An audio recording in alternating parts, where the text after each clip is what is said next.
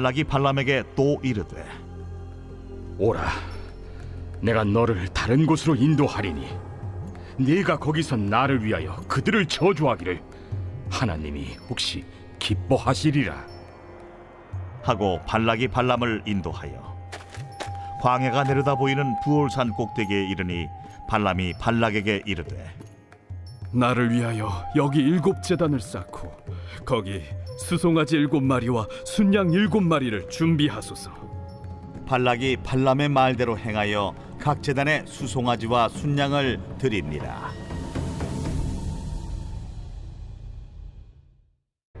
발람이 자기가 이스라엘을 축복하는 것을 여호와께서 선히 여기심을 보고 전과 같이 점수를 쓰지 아니하고 그의 낯을 광야로 향하여 눈을 들어 이스라엘이 그 지파대로 천막 친 것을 보는데 그때에 하나님의 영이 그 위에 임하신지라.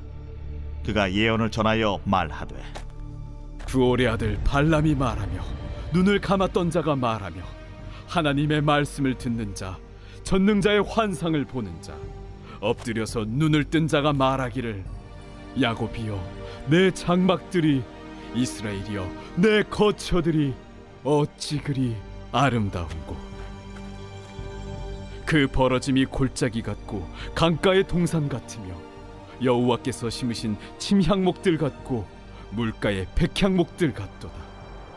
그 물통에서는 물이 넘치겠고 그 씨는 많은 물가에 있으리로다. 그의 왕이 아각보다 높으니 그의 나라가 흥왕하리로다. 하나님이 그를 애굽에서 인도하여 내셨으니 그 힘이 들소와 같도다. 그의 적국을 삼키고 그들의 뼈를 꺾으며 화살로 쏘아 꿰뚫으리로다. 꿇어앉고 누움이 수사자와 같고 암사자와도 같으니 일으킬 자 누구이랴. 오늘도 우리의 삶을 주관하시는 하나님 아버지, 오늘 토요일 새벽 예배 우리 사랑하는 귀한 성도들과 함께 하나님의 말씀 나누며 오늘을 출발할 수 있도록 은혜를 주셔서 너무나 감사합니다.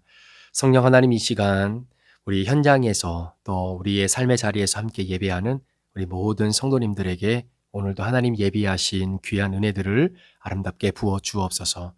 모든 영광 우리 하나님 앞에 올려드리며 예수 그리스도의 존귀하신 이름으로 축복하며 기도합니다. 아멘. 우리 사랑하는 브릿지 가족 여러분, 오늘 5월 17일 우리 민수기 23장 27절부터 24장 9절의 말씀을 가지고 오늘 토요 새벽 예배 말씀 함께 잠시 나누도록 하겠습니다. 오늘 말씀의 제목을 하나님이 없는 축복은 내 것이 아닙니다 라고 이렇게 한번 생각을 해봤는데요.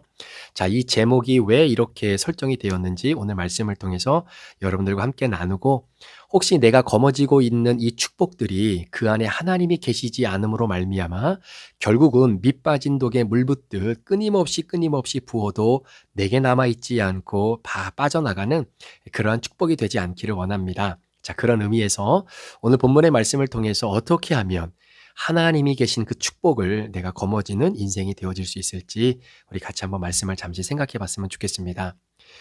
특별히 하나님보다 자기 자신이 훨씬 더 인기가 높았다라고 하는 그런 그룹 하나가 있었죠. 바로 비틀즈라고 하는 그룹입니다. 전 세계적으로 굉장히 유명했던 그런 그룹인데요. 자, 그런데 이 비틀즈라고 하는 그룹이 사실은 1962년에 처음 음반 회사를 찾아갔을 때는 이 회사에서는 이들이 과연 자신들에게 도움이 되고 수익을 벌어다 줄 수 있고 또 앞으로 굉장히 크게 성장할 그런 그룹이다라고는 전혀 생각하지 못했습니다. 그래서 1962년에 처음으로 이 비틀즈가 음반 회사에 나와서 함께 노래를 했는데, 이 회사에서의 내린 결론은 뭐냐면 노래를 너무나 못한다라는 거예요. 그래서 음반을 취급해 줄 수 없다라는 겁니다. 자, 그리고 나서 시간이 흐르고 난 뒤에 그렇게 비틀즈의 어떤 그 가능성, 이것을 바라보지 못했던 그 회사는 결국 망하게 되고요. 정말로 노래를 못한다라고 평가받았던 비틀즈는 결국은 세계를 뒤집어 엎는 굉장한 흥행을 함께 가져오게 됩니다. 그러니까 이 비틀즈라고 하는 그룹에 대해서는 전혀 예측을 못했던 것이죠. 자, 만약에 우리가 미래를 예측할 수 있다면 얼마나 좋겠습니까? 그런데 이 땅을 살아가는 어떠한 누구도 여러분 미래를 예측할 수 있는 능력이 우리에게는 없습니다. 자, 여기서 말하는 미래는 우리가 살아가는 현세의 미래뿐만 아니라 영원의 미래까지를 컨트롤할 수 없다라고 하는 의미에서 우리는 미래를 예측할 수 없다라고 이야기하죠. 여러분, 이 운동선수들의 세계가 얼마나 냉정한지 여러분 아십니까? 정말로 정이 앞서고 감정이 앞서서 내가 조금만 더 잘 데리고 운동시켜서 좋은 결과를 만들어낼 수 있는 선수로 만들어야지, 이러한 인간적인 마음으로 팀을 운영하는 그러한 스포츠팀은 거의 없다고 보시면 되겠죠. 굉장히 냉정하고요. 완전히 성적에 따라서 어떤 데이터에 따라서 잘할 수 있는지 없는지를 정확히 판단해서 우리가 투자할 만한 선수인지 그렇지 못할 선수인지, 만약에 그렇게 투자할 가치가 있다라고 해서 우리 구단에서 그 선수를 데리고 왔는데 예상치 못한 성적으로 인해서 부진하다, 그러면 여러분 가차없이 다른 팀의 또 다른 선수와 트레이드를 해서 서로 맞바꾸고 자기 팀에 유리한 선수를 찾아오기 위해서 내가 처음에 이 선정했던 이 선수를 다른 팀으로 그냥 보내는, 굉장히 그 시장 자체가 냉정한 그러한 현실이다라는 것을 보게 됐죠. 여러분 아시는 것처럼 최근에 이 양민혁 선수가 토트넘으로 이제 뛰게 되지 않았습니까? 그런데 토트넘에서 이 구단에서 양민혁 선수의 어떤 미래 가능성을 보고 이제 데리고 온 거예요.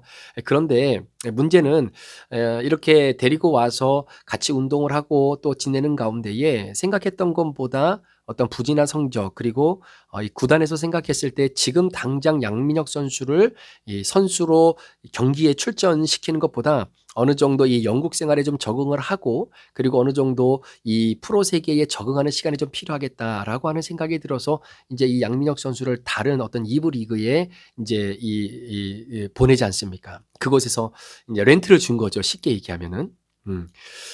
그런데 이 양민혁 선수에 대해서 정확히 판단을 하지 못했던 그런 부분이 뭐냐면, 이 선수가 토트넘으로 이적하고 난 이후에 이제 토트넘으로 들어와서 실질적인 경기를 뛰어보지는 못했습니다. 그런데 2부 리그로 임대를 하고 나서는 엄청난 시력을 발휘하게 되는 것이죠. 자, 그러니까 이 선수에 대한 미래의 성과를 지금 당장 우리가 정확하게 판단하는 것은 사실은 쉽지 않는 것입니다. 여러분 야구도 마찬가지죠. 예상보다 우리가 선수로 뽑았던 그 선수가 잘 못하면 다른 팀에 똑같이 임대를 주는 겁니다. 그리고 우리 팀에 도움이 되는 좋은 선수를 돈을 더 주고 그 선수를 데려오는 것이, 이게 바로 스포츠 세계에서의 굉장히 냉정한 현실 세계이죠.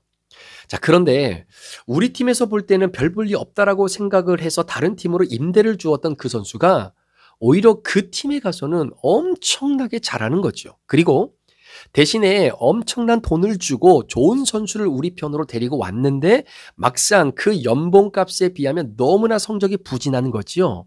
무용지물과 같은 그러한 선수들이 굉장히 많습니다. 자, 그러니까 우리가 이 선수에 대한 미래를 지금 정확히 판단할 수 없기 때문에, 어떻게 보면 지금 못하기 때문에 다른 팀으로 이적을 했다가 또 우리 팀에 도움이 될 것 같아서 돈을 더 많이 주고 좋은 선수를 데리고 왔는데 막상 뚜껑을 열어보니까 오히려 다른 팀에 임대를 주었던 선수가 훨씬 더 잘하게 되어지는 이러한 현상들을 너무나 많이 보게 되는 겁니다. 여러분 주식이라는 것도 마찬가지 아닐까요? 한 달 후에, 2달 후에 어떤 주식이 올라갈 것인지를 알면 여러분 그 사람만 졸졸졸 따라다니면 그냥 부자 되는 겁니다. 안 그러겠습니까? 아마도 우리 주변에는 남의 돈을 끌어다가 이렇게 주식 투자를 해서 돈 벌게 해주겠다라고 하면서 다른 사람들의 어떤 시선을 받고 또 그런 이 돈을 다 이렇게 모아서 열심히 투자를 해주고 이익을 얻어내기 위해서 나름대로 노력을 했던 사람들도 많이 있어요. 그런데 결국은 우리가 미래를 예측할 수 없고 시장을 예측할 수 없는 상황 속에 결국 다른 사람들에게 손해를 주고 몰래 도망간 사람들도 사실은 많아요. 그러니까 주식 전문가들이 온갖 자료를 가지고 다 분석을 해도 몇 달 후에 있을 이 시장 가격의 변화를 예측하는 것이 쉽지 않다라는 겁니다. 자, 이렇듯 여러분 인간이라고 하는 존재는 자신의 미래를 조정하고 컨트롤하려고 하는 성향이 원래 우리 가운데 있는데, 문제는 그러한 성향을 가지고 우리 존재의 자신의 미래를 조정하고 그리고 컨트롤할 수 있는 능력이 우리에게 없다라는 거죠. 자, 오늘 우리가 다루게 된 이 본문 안에는 그래서 스스로의 미래를, 스스로의 안전을 내가 어떻게든 확보하려고 애를 썼지만 결국은 실패했던 한 사람들의 이야기, 그러나 반대로 내가 애를 쓰지 않았음에도 불구하고 미래의 축복이 약속된 사람들의 이야기가 대조적으로 기록되어 있는 바로 그 본문이 오늘 본문입니다. 자, 첫 번째로 내 스스로의 미래의 안전을 확보하려고 그렇게 애를 쓰고 애를 썼다가 실패했던 사람, 그게 바로 모압 왕 발락이라고 하는 사람이죠. 자, 모압 왕 발락은 이스라엘 백성들이 자신들의 나라의 땅을 밟고 지나가겠다라고 하는 요청이 들어왔을 때 이거를 굉장히 잘못 이해하고 왜곡했던 정보를 가지고 결국은 이스라엘 백성들을 저주하려고 했던 그 사건을 여러분 기억하실 겁니다. 그러니까 모압은요, 자기 스스로의 방식으로 자기와 자기 민족의 미래를 안전하게 보장받고 싶었던 거예요. 자, 그러니까 모압 사람들이 불안을 느낍니다. 자, 이스라엘 백성들이 모압을 쳐들어올까봐 굉장히 두려운 마음이 있습니다. 왜냐하면 이스라엘 백성들이 아말렉도 무너뜨렸죠. 아모리 왕 시온도 무너뜨렸죠. 자, 그런 강력한 군사적 힘을 가지고 있는 이스라엘 백성들이 모압 땅을 지나갈 때에 과연 우리 모압을 그냥 내버려 두겠는가? 절대로 그렇지 않을 거다라고 하는 생각의 두려움 속에 어떻게 하면 우리가 이 상황을 이겨내고 우리의 미래와 우리 민족의 미래의 안전을 보장받을 수 있겠는가를 고민하게 되는 거죠. 내가 왕으로서 나와 우리 식구와 우리 모압 사람들의 미래 안전을 과연 우리가 어떻게 보장받을 수 있을까? 그래서 모압은 하나님을 의지하지 않고 발람이라고 하는 당시의 최고의 점술가를 고용해서 이스라엘 백성들을 저주하게끔 하게 되는 거죠. 즉 이스라엘 백성을 저주함으로 말미암아 모압의 안전과 평화를 구축하려고 했던 사람이 바로 발락이라고 하는 사람입니다. 자, 성경은 말하기를 여러분 발람과 발락의 내용을 통해서 하나님이 없이 우리 스스로가 우리의 민족과 내 자신의 미래의 안전을 위해서 이러한 방식을 쓰는 것 자체가 정말로 아무런 쓸데없는 방식이라는 것을 말해주고 있는 겁니다. 자, 이 방식 안에는 여러 가지 문제가 있어요. 자, 예를 들어서 이렇게 이스라엘 백성들을 저주함으로 인해서 자신들의 안전과 미래를 보장받기 위해서 아마 많은 돈을 들고 많은 노력을 해야 될 겁니다. 자, 그런데 이러한 방법은 노력은 많이 하지만 성공하지 못해요. 자, 고관들을 발람이라고 하는 선지자의 마음을 돌이키기 위해서 여러분 2번씩이나 보냅니다. 자, 그런데 성경에 보니까요, 당시 모압이라고 하는 지역에서 이 발람이라고 하는 사람이 살고 있었던 지역까지 가는 데만 열흘 정도 걸린다고 그래요. 거리 자체가. 그러니까 갔다 오는데 여러분 20일 정도 걸리는 겁니다. 그런데 2번을 왔다 갔다 했으니까 40일 정도, 한 달 이상이 걸린 거죠. 자, 그리고 발람과 귀족들을 극진하게 대접합니다. 마음이 상하면 안 되니까요. 자, 그리고 발락이라고 하는 이 왕은 이스라엘 백성들을 저주하기 위해서 발람 선지자를 데리고 3번씩이나 장소를 바꿔서 이동해요. 한 번은 동편산에서 저주하고, 한 편은 비스가산 꼭대기에, 한 편은 부올산 꼭대기에. 자, 그런데 이렇게 장소를 바꿀 때마다 발람의 입을 통해서 축복의 메시지를 하나님이 주시는 겁니다. 자, 그러니까 그럴 때마다 이 발락과 발람 했던 것이 뭐냐면 장소를 옮길 때마다 그곳에 단을 7곳에 쌓고 그리고 7숫송아지와 7마리의 수량을 끊임없이 준비하는 거지요. 그러니까 벌써 40마리 이상이 되어지는 그러한 동물들을 매번 준비를 해야 되는 겁니다. 그러니까 재물값만 하더라도 굉장히 많이 돈이 들어간다라는 이야기예요. 자, 그리고 발람의 저주가 여러분 성공하게 되었다라고 가정을 한다면 결국 발락 왕은 발람에게 엄청난 많은 감사의 표시를 또 해야 되지 않겠습니까? 자, 그러니까 이 모든 사건을 이루고 내 스스로의 노력과 내 스스로가 가지고 있는 자산을 가지고 내 스스로와 우리 민족의 안전과 미래를 보장받기 위해서는 엄청나게 많은 노력과 에너지가 들어가게 된다라는 거죠. 그럼에도 불구하고 확실하게 이 안전을 보장받지 못하는 방법이었다라는 겁니다. 그렇죠. 하나님 앞에 자기 자신의 미래와 안전을 확보하려고 하면 돈이 많이 들고 노력도 많이 들고 결국은 성공할 수 없다는 것을 보여주게 되는 겁니다. 자, 뿐만 아니라 이렇게 노력을 해도 그 결과가 100% 개런티가 되지 못한다라는 것이죠. 자, 그러니까 발람이 발락에게 이르되, 그렇죠, 당신의 번제물 곁에 서소서, 그렇죠, 나는 저리로 갈지라 여호와께서 혹시 오셔서 나를 만나실 수도 있지 않겠는가, 이런 뉘앙스를 주고 그리고 발람과 발락이 이 일들을 도모하는 겁니다. 그러니까 발람의 입장에서도요, 발락이 준비한 이 제단 속에서 우리가 제사를 드리고 나름대로 노력을 하게 되면 100% 하나님의 그러한 저주의 메시지가 발람이라고 하는 선지자 입을 통해 선포되어질 거라고 하는 100% 개런티가 안 된 상황이다라는 거죠. 자, 노력은 노력대로 합니다. 일은 일대로 합니다. 힘든 것들은 힘든 대로 다 투자합니다. 그런데 그런 결과가 제대로 올지 안 올지에 대한 개런티가 없어요. 자, 사람들은 이런 방식이 불필요한 겁니다. 이스라엘은요, 모압을 사실은 정말 괴롭힐 의도가 없었습니다. 어떻게 보면 이스라엘 백성들에 대한 잘못된 정보로 인해서 판단되어진 그 판단, 그러니까 미래에 일어나지도 않을 일을 염려해서 발람과 발락은 미래 안전을 확보하려고 나름대로 애를 쓰는 겁니다.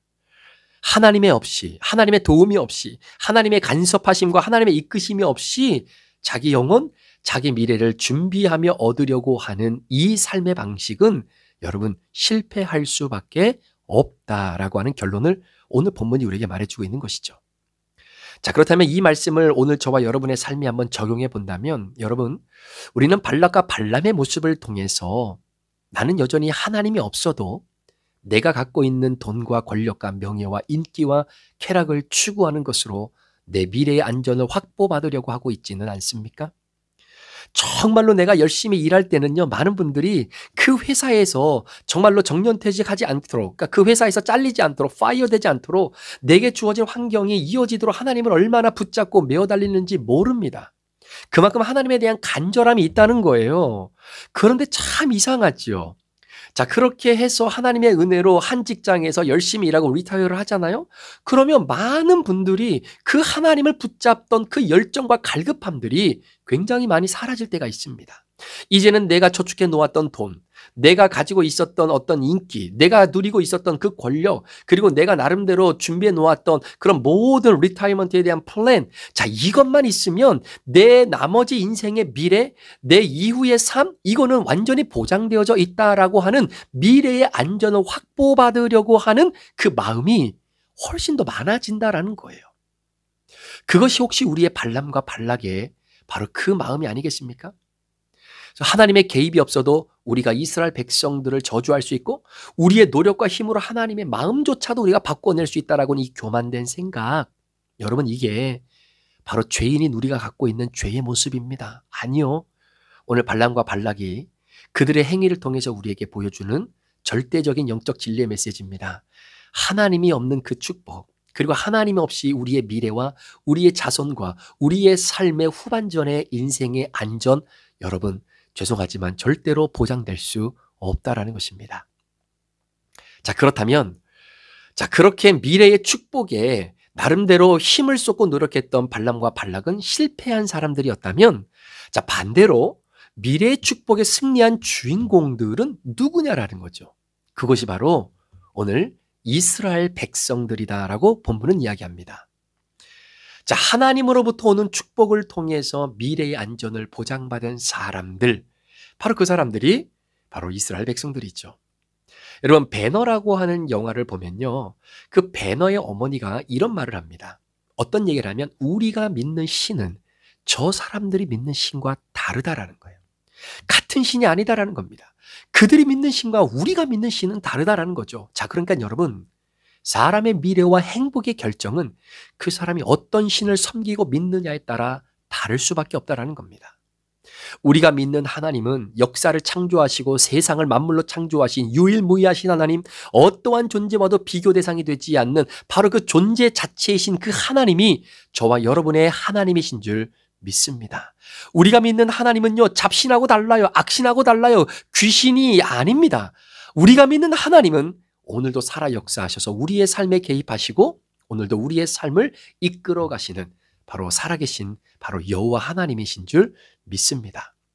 그러니까 이스라엘 백성들에게 있어서는요, 여러분, 그들이 광야 40년을 걸어오면서 진짜 한 게 뭐가 있습니까? 한 것이라고는요, 노예의 근본 건성을 가지고 불평하기도 하고 원망하기도 하고, 여러분, 그들이 뭐 농사를 지었습니까? 여러분, 생수도 공짜로 마시고요, 진짜 공짜로 이 광야 여정을 그렇게 살다가 가나안 땅으로 가겠다는 것 아닙니까?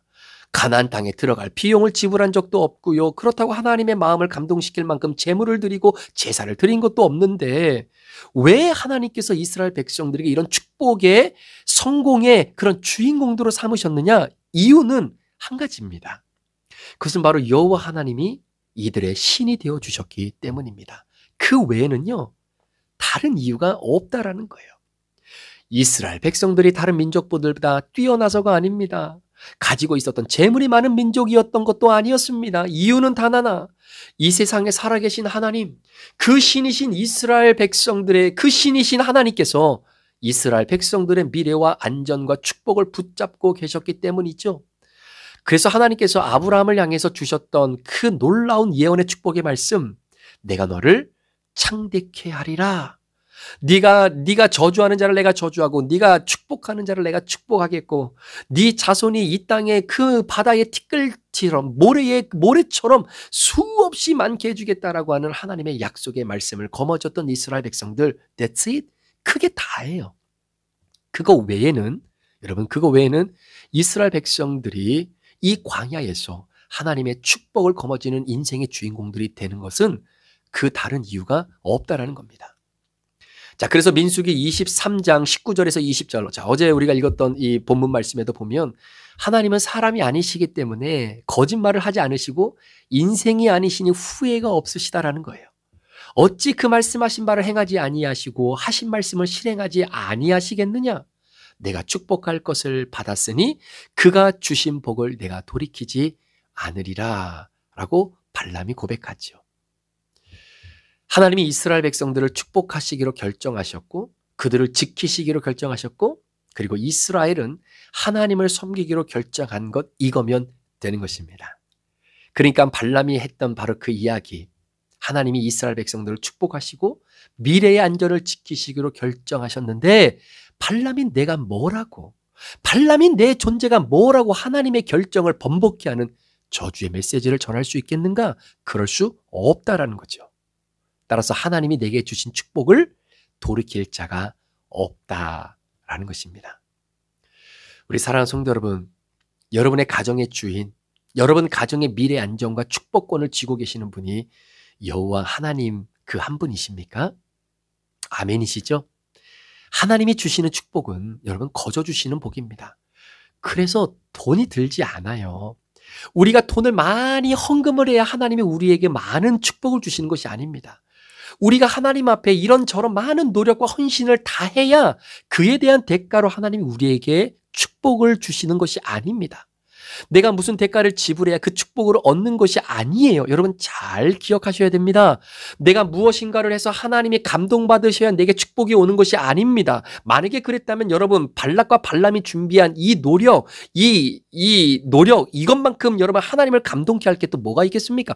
그럼 우리 하나님 감동 받으셔야죠. 그리고 마음을 바꾸셔서 마음을 병개케 하셔서 이스라엘 백성들을 축복하기로 하셨지만 이들의 노력과 정성이 가리켜서 이스라엘 백성들 저주하는 마음으로 하나님 바꿔주셔야죠. 아닙니다. 여러분 축복은 은혜예요. 거저 주시는 겁니다. 그 은혜를 기억하고 조금이나마 보답하는 행위로서 우리가 하나님을 예배하는 것이고요. 보답하는 마음으로 하나님 앞에 헌신하는 것이고 헌금하는 것이고 섬기는 것이고 하나님께 나아가는 것이죠.